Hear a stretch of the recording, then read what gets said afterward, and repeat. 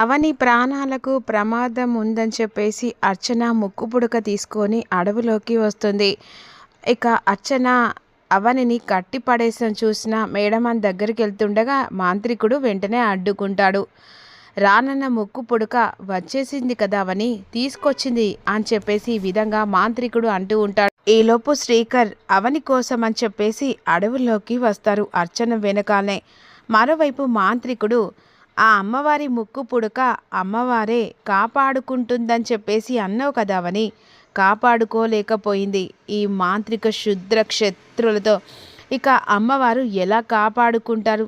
భయంతో ఇక తను ఏం చేయలేని పరిస్థితులలో అలాగే చూస్తూ ఉండిపోయింది.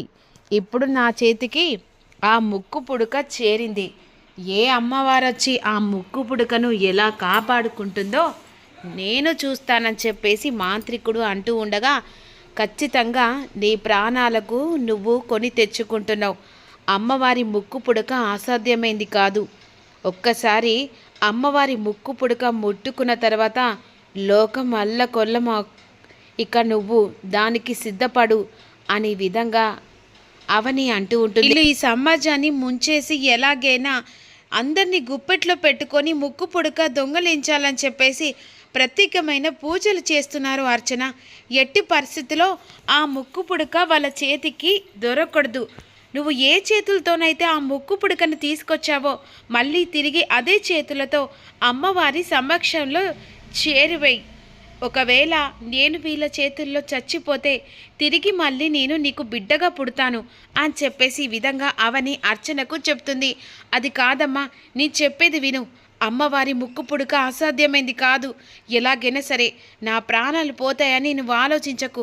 ముక్కు పుడక వెంటనే తీసుకువెళ్ళి అమ్మవారి సన్నిధానికి చేరించానేసరికి వెంటనే అర్చన అవని మాటలు విని ముక్కు పుడక తీసుకొని బయలుదేరుతుండగా ఇక వెంటనే మాంత్రికు తరపున ఉన్న కాస్త మంది రౌడీలు అర్చన వెనకాల పట్టుకోండి అని చెప్పేసి పంపిస్తారు. అర్చన పరిగెత్తు అని చెప్పేసి విధంగా అన్న తర్వాత ఈలోపు అర్చన కోసం అని చెప్పేసి శ్రీకర్ అడవుల చుట్టూ తిరుగుతూ ఉంటాడు.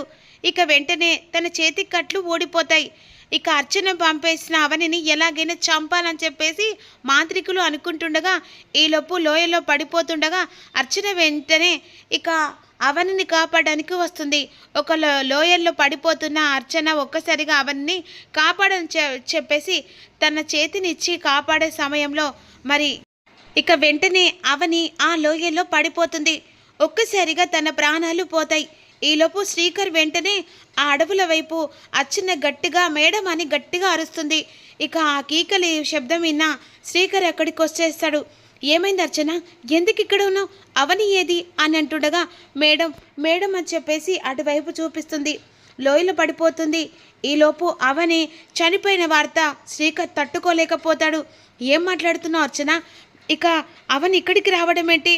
మేడం ఇక ఇందులో పడిపోయింది, చనిపోయింది అని చెప్పేసి విధంగా అంటుండగా ఒక్కసారిగా శ్రీకర్ షాక్లో ఉండిపోతాడు. లేదు, ఇక ఎప్పుడు అవని చనిపోదు. నాకు తెలుసు, నా భార్య నా గురించైనా బ్రతికుంటుంది. లేదు సార్, మేడం చనిపోయారు. ఈ లోయలో ముక్కు పుడక కోసం అని కాపాడడానికి లోయలో పడి చనిపోయారు సార్ అని విధంగా బోరున ఏడుస్తూ ఉంటుంది. మరోవైపు తట్టుకోలేని పరిస్థితి. అసలు అవని చనిపోయిందా, బ్రతికుందా, అమ్మవారి రూపంలో మళ్ళీ తిరిగి అర్చన కడుపులో బిడ్డగా పుడుతుందా, లేకుంటే అమ్మవారే ఇక అవనిని కాపాడి భూమి మీద బ్రతికిస్తుందా అనేది అప్కమింగ్లో తెలుసుకుందాం. Don't miss you. Thank you so much.